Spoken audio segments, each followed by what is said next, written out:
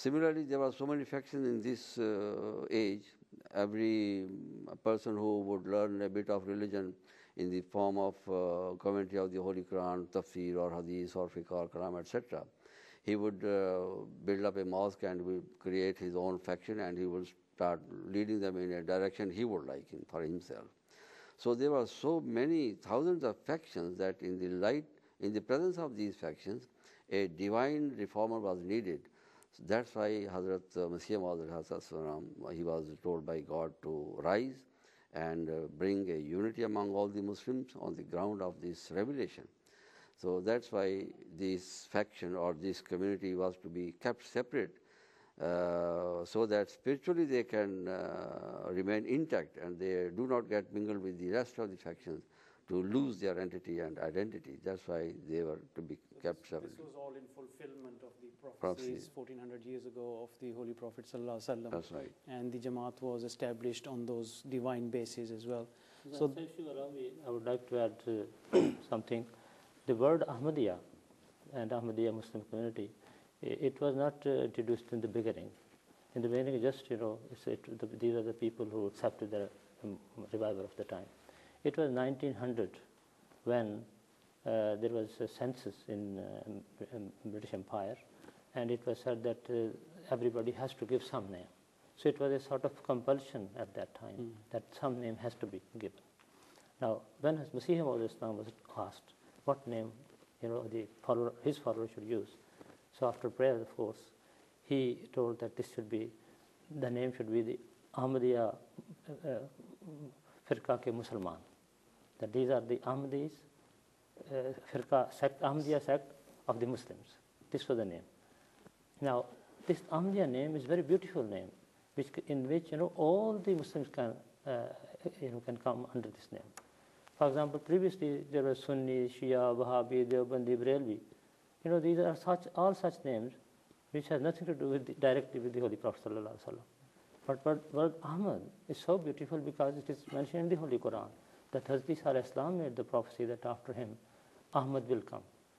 وَمُبَشِّرًا بِرَسُولٍ يَأْتِي مِنْ بَعْدِ اسْمُهُ Ahmad. So this is the name of Hazrat Muhammad Mustafa ﷺ, which is well known to all the Muslims. So when Ahmadis say that we are Ahmadis, it means that we are followers of Hazrat Muhammad Rasulullah ﷺ, who is also Ahmad. So this is the beauty of this name, which can be acceptable, which should be acceptable to each and every Muslim. So now today we can take up another angle as well, that the promised Messiah and Imam Mahdi, both the titles they apply to the founder of the Ahmadiyya Muslim community, he actually came exactly when the need was there. Because anything which comes when the need is not there, people may question about that one. But the fact of the matter is that the Holy Prophet ﷺ had made the prophecy that in the period of latter days, a time would come when Islam would simply remain like the name. The name of Islam will be there, the essence will not be there. The Holy Quran will be just reduced to a book of writing, but people will actually not really benefit from that one. And so far as the mosques are concerned, which are generally the places where people go to get the guidance, that would be filled with people, but devoid of guidance. And fourthly, if people depend on the scholars, religious leaders to give them the guidance, then the situation of those people at that time, the leaders of the Muslim Ummah, would be like those people that they would be the worst creature on the firmament. That is what is mentioned there. So that was the time, and exactly all these things were very much present at that time. That is why Hazrat Masih Maud ﷺ, when he was commissioned by Allah Almighty to proclaim his mission, he also said, वक्त था वक्त मसीहा न किसी और का वक्त, मैं न आता तो कोई और ही आया होता. That this was the right time for the Messiah to come. And that is why Allah Almighty has exactly sent me at this time. If I had not come, then somebody else should have come, because that need had to be fulfilled. So the advent of the Ahmadiyya Muslim Jamaat was the need of the time. And still it is the point that we emphasize very much, that if the salvation lies for all the Muslims, that is by following the Ahmadiyya Muslim Jamaat. Because Ahmadiyya is nothing but the real Islam, the true Islam, which they had forgotten, and there is a need that everybody should come and follow the right guidance. There were many other signs, physical signs that had been described as well. There was spreading of evils, multiplication of diseases, the falling of stars, the eclipses of the moon and sun, the spreading of wars. And we find that this was a time in the history of mankind when these were being fulfilled. So the physical signs in support of the claim and the time of the Hazrat Masih Maud*s coming were supported by these and given by the Holy Prophet ﷺ. Certainly. There were so many signs, no doubt, as you have rightly pointed out, that the signs were given, and the promised Messiah ﷺ himself has mentioned that the signs were shown in heaven and signs were shown on earth. Isma'u sawt as-sama, Jal Masih, Niz Bishnu az-zami, Amad Imam Kamgar. So these sun and moon eclipse that we have referred to, that is a glorious sign of the truth of the Messiah and Mahdi, because that sign was particularly mentioned by the Holy Prophet ﷺ as the sign for the truth of the true Messiah, whom he described as he would be our Mahdi. While the people will be making their own claim, but there will be only one who would be truly representing, spiritually speaking, the Holy Prophet ﷺ. And that sign came true so gloriously and in an unprecedented way that hundreds and thousands of people at that time, seeing these signs, they accepted the promised Messiah ﷺ.